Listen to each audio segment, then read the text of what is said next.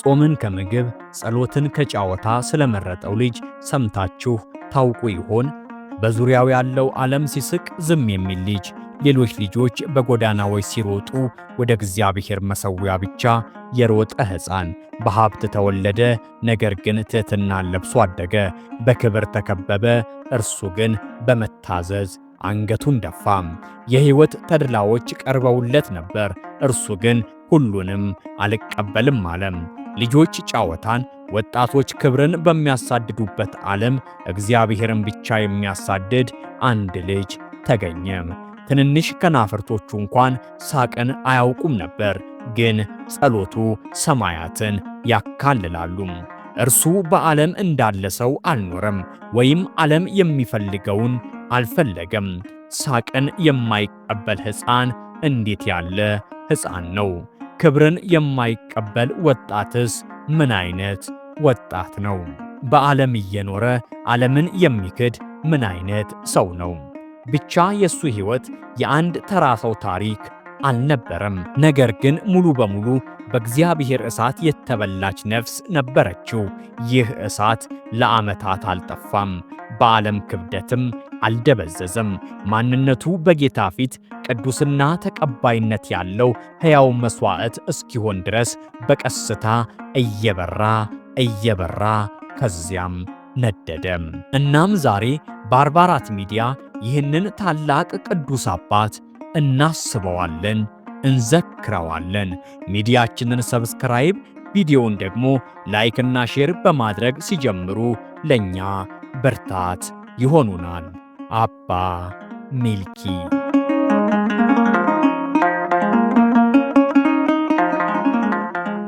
በሀገረ ግብፅ ሕይወታቸው በጽድቅ በታማኝነትና በልግስና የታየ ባልና ሚስት ይኖሩ ነበር።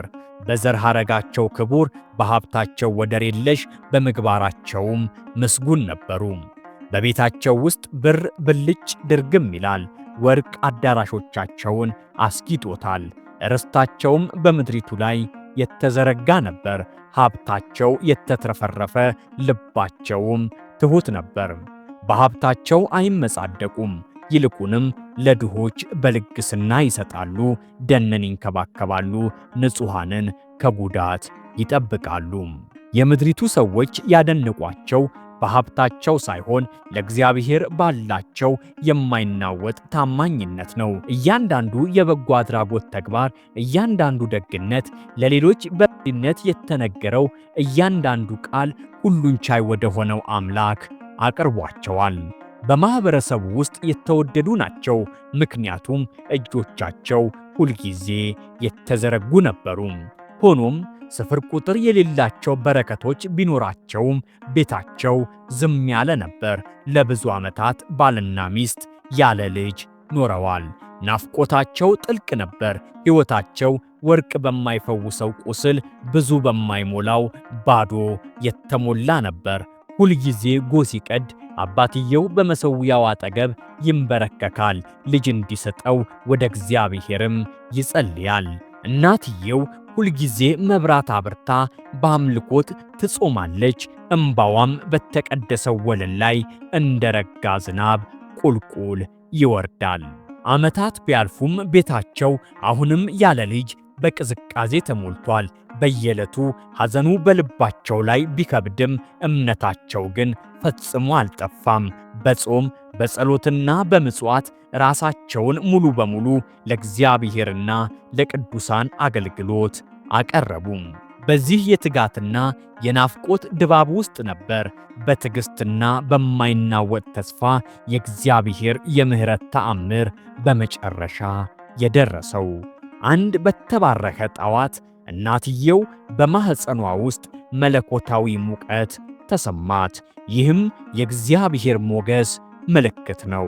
ጊዜያት አለፉ፣ እናም ሕፃናቱ በማኅፀኗ ውስጥ አደጉ። በወላጆች ጸሎትና በእግዚአብሔር ፍቅር ተጠብቀው ነበር። የመውለጃዋ ቀን ሲቃረብ በሕመም ጩኸት ብቻ ሳይሆን በቅዱስ ጥበቃ ስሜት የመውለጃዋን ቀን ተጠባበቀች። አንዲት ሴትና አንድ ወንድ ልጅም ተወለዱ። የወንዱን ልጅ ስም ሚልኪ፣ የሴቷን ደግሞ ስፍና ብለው ሰየሙ።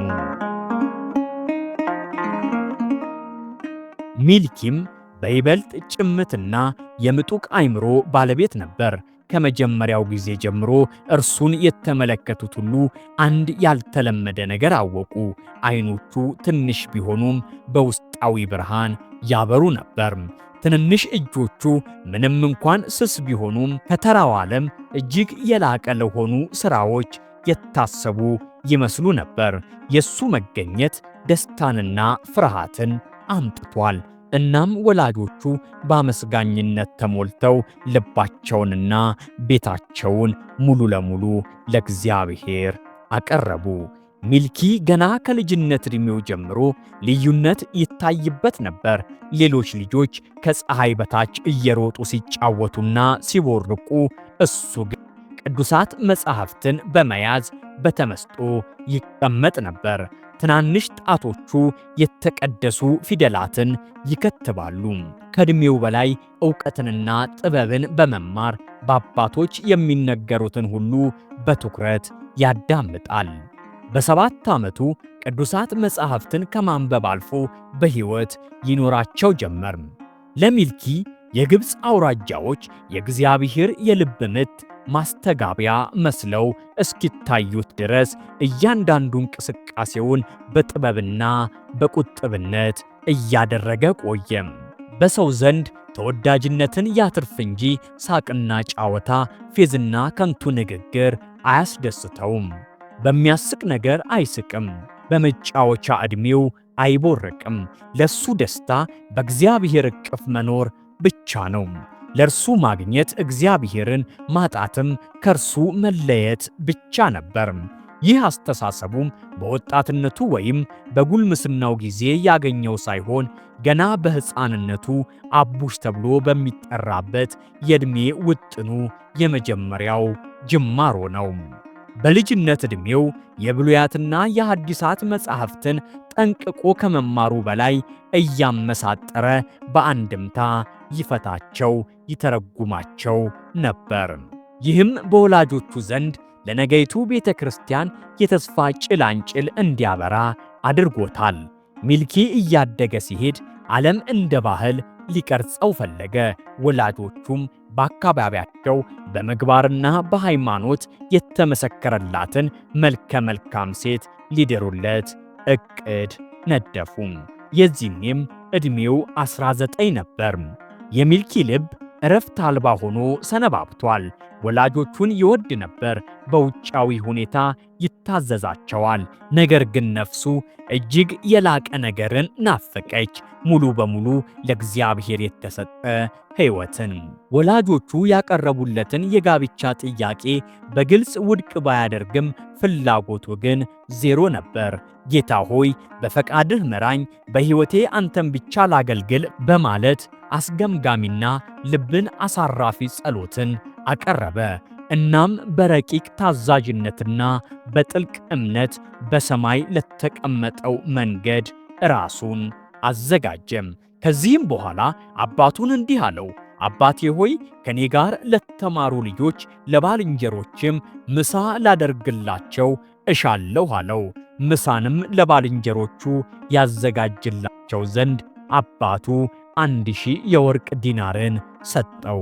ዳግመኛም ለሚያስፈልግ ሥራ እንዲያገለግሉት ወንዶችና ሴቶች አገልጋዮችን አዘዘለት። ከዚህም በኋላ በፈረስ ተቀምጦ ከአባቱ ፊት ወጣና ሎሌዎችን እንዲህ አላቸው፣ 100 የወርቅ ዲናርን ወስዳችሁ በፍጥነት ምሳ አዘጋጁልን፣ ባልንጀሮቼን እኔ ብቻዬን እጠራቸዋለሁ አላቸው። አገልጋዮቹም ሰምተው ተመለሱ። እርሱም ብቻውን ሄዶ ያንን ወርቅ ለድሆችና ለምስኪኖች በተነ። ፈረሱንም ለአንድ ድሃ ሰጠ። በላዩ ካለ ልብስ በቀር ምንም አላስቀረም። መምጣቱም በዘገየ ጊዜ ፈለጉት፣ ግን አላገኙትም። እያለቀሱም ተመልሰው ለአባቱና ለእናቱ ነገሯቸው። እነርሱም የመረረ ለቅሶን አለቀሱ። ከለቅሶ ብዛትም የተነሳ የእናቱ ዓይኖቿ ታወሩ፣ ለሞትም አደረሳት። ከዚህም በኋላ ሚልኪ ጡር ወደምትባል ገዳም ሄደ። ይህችም ስሙ አባ አውጊን የሚባል የእናቱ ወንድም ገዳም ናት።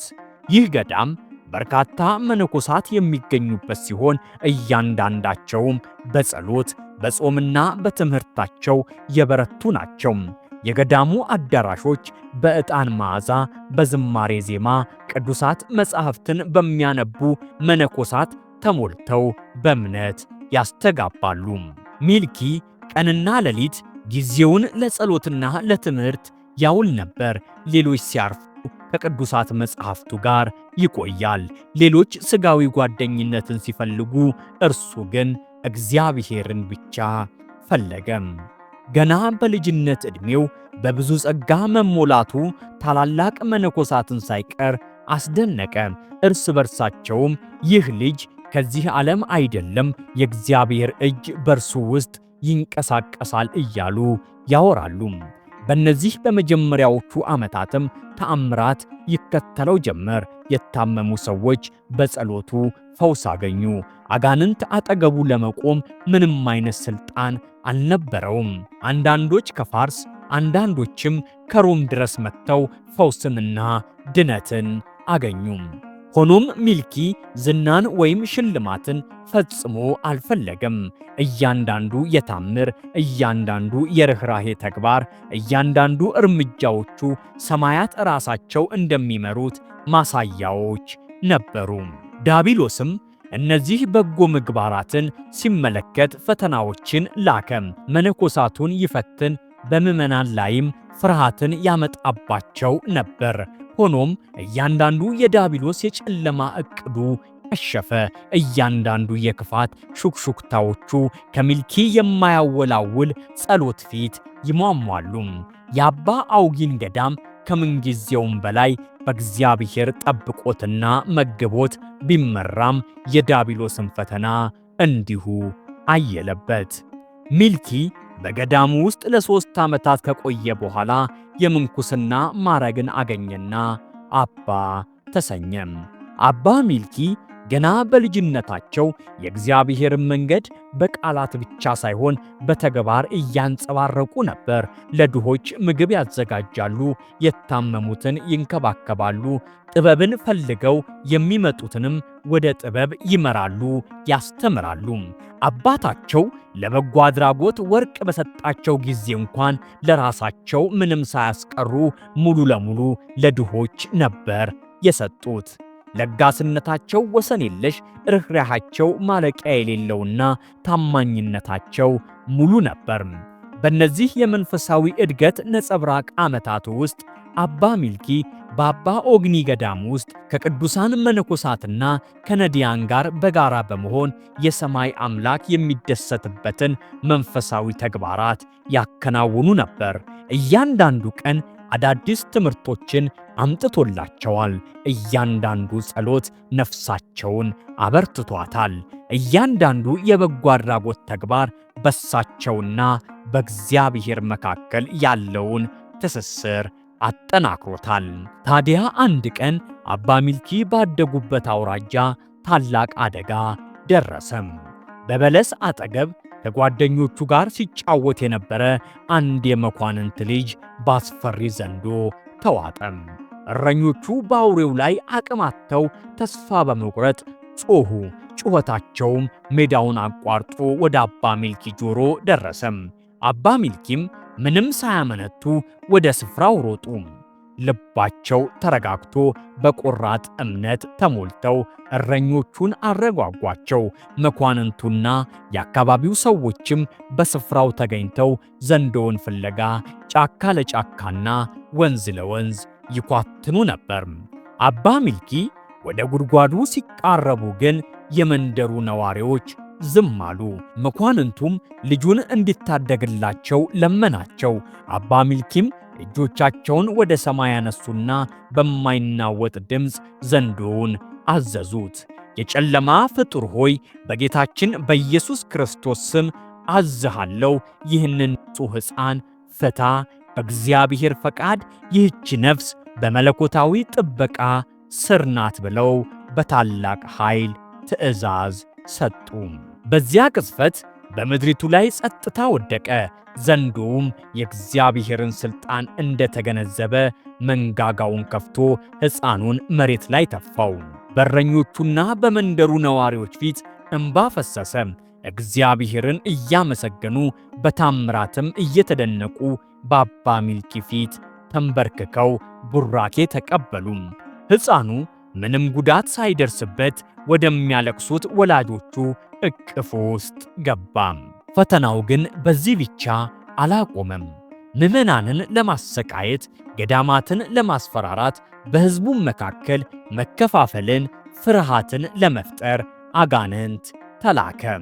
ሆኖም እያንዳንዱ ሙከራ ከአባ ሚልኪ ጽኑ ጸሎት ጋር ተገናኙ። ጨለማ ለማሸነፍ በሚሻበት ቦታ መለኮታዊ ብርሃን አሸነፈም። ብዙም ሳይቆይ ነገሥታትና መኳንንት ዘንዶዎቹን ማዘዝና የታመሙትን መፈወስ የሚችሉትን አባ ሚልኪን ለማክበር መጡ። አክብሮትና ምስጋና ለማሳየት በማሰብ የወርቅና የብር ውድ ሀብቶችን አመጡላቸው። አባ ሚልኪ እንደ በፊቱ ትሑት ነበሩና ለራሳቸው ምንም አልተቀበሉም። እያንዳንዱ ሳንቲም፣ እያንዳንዱ ዕንቁ ተከፋፍሎ ገዳማትን ለመስራት፣ ድሆችን ለመመገብ፣ የተጨቆኑትን ለመርዳት እንዲውል ጠየቁም። ልባቸው ንጹሕ ነበር። ከእግዚአብሔር ክብርና የሰው ልጅን ከማገልገል በስተቀር ምንም ነገር አይፈልጉም። በእነዚህ የፈተናና የድል ዓመታት የአባ ሚልኪ መንገድ ግልጽ ነበር። ዘንዶ ተሸነፈ፣ አጋንንት ተበተኑ።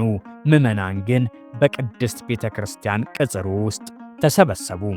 አባ ሚልኪ ከነገሥታትና መኳንንት ከምዕመናንና መነኮሳት የሚመጣባቸውን ውዳሴ ማስታገስን ስለፈለጉ ከአባ ኦግኒ ገዳም አቅራቢያ ወደሚገኘው ገለልተኛ ዋሻ ውስጥ ገብተው በጾምና በጸሎት በሱባኤ ተቆጠቡ።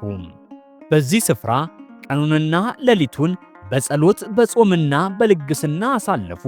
የዋሻው ግድግዳዎች በዝማሬና በለስላሳ እጆቻቸው በሚገለጠው የቅዱሳት መጻሕፍት ገጾች ለስላሳ ድምፅ አንሾካሸከ። ተፈጥሮ ራሷ ቅድስናቸውን የተረዳች ይመስል መዝሙራቸው ከጸሎታቸው ጋር ተሰባጥሮ አካባቢው ላይ መዓዛቸው ያውድ ነበር። በዋሻው ጸጥታ ውስጥ የልዑል አምላክ ራእዮች ወደ እርሳቸው መጡ። መላእክት መመሪያ ሰጧቸው። የእግዚአብሔር ድምፅ አበረታቸው። ዓለም እሳቸውን መፈለጉን ቢቀጥልም አባ ሚልኪ ግን በብቸኝነት ዓለም ውስጥ ለእግዚአብሔር ያላቸው ታማኝነት ጽኑ ነበር። ከዚህም በኋላ አባ ሚልኪ በልባቸው እስከ ዕድሜ ፍጻሜ ከዚህ ዋሻ አልወጣም ብለው ለራሳቸው ቃል ገቡ። የበጎ ሥራ ጠላት ሰይጣንም እንዲህ ብሎ ዛተባቸው፣ ጠብቀኝ፣ እኔ ከዚህ ከበዓትህ አስወጥቼ የተሳልከውን ቃል አፈርሳለሁ አላቸው። ከዚህም በኋላ በሮም ንጉሥ ልጅ ላይ አድሮ አሳበዳት። እርሷም እየጮኸች እንዲህ አለች፣ ከአባ ሚልኪ በቀር የሚያድነኝ የለም። ንጉሥ አባቷም ሰምቶ ከወታደሮቹ ውስጥ 400 ሰዎችን ላከ። እንዲህም ብሎ አዘዛቸው፣ በሁሉም ቦታ ተግታችሁ አባ ሚልኪን ፈልጋችሁ ወደ እኔ አምጧቸው። እኔም በጎ የሆነ ዋጋችሁን እከፍላችኋለሁ። ይህ ካልሆነ ግን አንገታችሁን በሰይፍ ልቆርጥ ምያለሁ አላቸው። የተላኩት ወታደሮችም ፈልገው በጭንቅ አገኟቸው። ለብፁዕ አባ ሚልኪ የንጉሥ ልጅ ጋኔን እንዳደረባትና የምትናገረውን ነገር ነገሯቸው። እርሳቸውም እኔ ሽማግሌ ሰው ነኝ፣ ወደ ሮም ለመሄድ አልችልም አሏቸው። እነርሱም አባታችን ሆይ እርሶ ከእኛ ጋር ካልሄዱ ንጉሥ በሰይፍ ቆርጦ እንደሚገለን ነግሮናል ብለው አብዝተው ለመኗቸው። አባ ሚልኪም አብዝተው እንደለመኗቸው ባወቁ ሰዓት እጅጉን አዘኑ። እንዲህም አሏቸው፣ ልጆቼ ሂዱ፣ እኛ እርስ በርሳችን በሮም ከተማ መግቢያ ላይ እንገናኛለን። ቃላቸውንም ሰምተው ሄዱ። በዓመቱም ፍጻሜ ከሮም ከተማ መግቢያ መድረሳቸውን በመንፈስ ቅዱስ አውቀው ወደ እግዚአብሔር ጸለዩ። ያን ጊዜም ደመና ተሸክማ ከሮም ከተማ መግቢያ አደረሰቻቸው። የንጉሥ መልእክተኞችም ባዩአቸው ጊዜ እጅግ ደስ አላቸው። ለንጉሡም የከበሩ አባ ሚልኪ መምጣታቸውን ነገሩት። ቅዱስ አባ ሚልኪም አምጧት ብለው አዘዙ። ባመጧትም ጊዜ ጋኔኑ ጥሎ አረፋ አስደፈቃት። ሞተች ብለው እስከሚጠራጠሩ ድረስ አሰቃያት። ያን ጊዜም አባ ሚልኪ ጸለዩ። በፊቷ ላይም ጸበልን ረጩባት፣ ዘይትንም ቀቧት። ሰይጣንንም ከርሷ ይወጣ ዘንድ ክብር ይግባውና በጌታችን በመድኃኒታችን በኢየሱስ ክርስቶስ ስም አዘዙት። ያን ጊዜም በጥቁር ባሪያ አምሳል ከርሷ ወጣም። ቅዱስ አባ ሚልኪም ሰይጣኑን በስውር ይዘው በቤቱ ውስጥ ዘጉበት፣ በዚያም አሰሩት። ንጉሡም ይህንን ድንቅ ሥራ አይቶ ከእግራቸው በታች ሰገደም። ለገዳሙም ለሚያስፈልገው ነገር እንዲሆናቸው ብሎ ብዙ ወርቅና ብርን አመጣላቸው። እርሳቸውም መቀበልን እምቢ አሉ። ንጉሡም አባቴ ሆይ ከዚህ ይቀመጡ፣ እኔም ገዳም እሰራሎታለሁ አላቸው። አባ ሚልኪም ግድ የለም ልጆቼን መተው አይሆንልኝም አሉት። እንዲያም ሆኖ ግን በሽተኞችን እየፈወሱ በሮም ከተማ ጥቂት ቀናቶችን ተቀመጡ።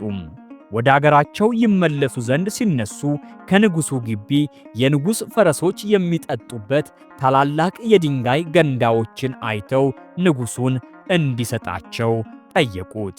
ንጉሡም 14 ሰዎች ከምድር ከፍ ሊያደርጉት የማይቻላቸውን ድንጋይ ወደ ገዳሞት እንዴት ይደርሱሎታል? ተሸክመው ወደ ፈለጉት ስፍራ የሚያደርሱሎት አካላት ካሉ ግን ፈቅጃለሁ አላቸው። ያን ጊዜም ቅዱስ አባ ሚልኪ ሰይጣንን ካሰሩበት ቦታ አምጥተው ያንን የተበሳ ድንጋይ ባንገቱ ውስጥ አንጠለጠሉት። ከፊት ከፊታቸው ተገልጦ እንዲጓዝ አዘዙት። ሰይጣኑም እነዚያን ገንዳዎች የተበሳውን ድንጋይ ተሸክሞ ጉዞ ጀመረም። ንጉሡና የተሰበሰቡት ሕዝብም አይተው እጅግ አደነቁም። ለሚፈሩትና ለሚያመልኩት ይህን ያህል ጸጋ የሚሰጥ ምስጉን እግዚአብሔርንም አመሰገኑም። የከበሩ አባ ሚልኪም እነዚያን ድንጋዮች ሰይጣንን አሸክመው ወደ ገዳሙ ደረሱ። በገዳሙም ደጃፍ አጠገብ እንዲያስቀምጣቸው አዘዙት። እስከ ዛሬም ድረስ በዚያ ይኖራሉ። ሰይጣንንም ዳግመኛ ወጥቶ እንዳይፈትናቸው ባለት ዋሻ ውስጥ ዘግተው በመስቀል ምልክት ለዘላለሙ አሸጉት። አባ ሚልኪም ከመነኮሱ 45 ዓመታት ሲሆናቸው እንዲህ የሚል ቃል ከሰማይ ወደ እርሳቸው መጣም። እነሆ የምታርፍበት ቀን ቀርቧል። ከ3 ቀን በቀር አልቀረህም። ወደ ዘላለም ተድላና ደስታ ትሄዳለህ ተባሉ።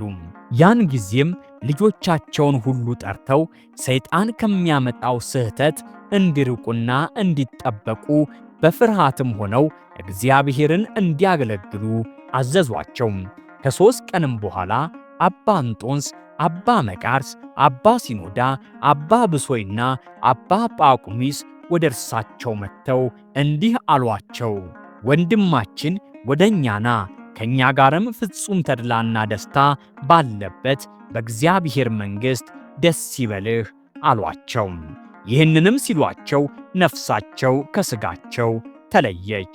መላእክትም በዓለም ውስጥ በገድል በትሩፋት የደከመ ለዘላለሙ በሕይወት ይኖራል እያሉ በክብርና በምስጋና ወደ ኢየሩሳሌም ሰማያዊት ነፍሳቸውን ይዘው አረጉ። በረከተ እግዚአብሔር ከሁላችን ጋር ይሁን። ወስብሐት ለእግዚአብሔር።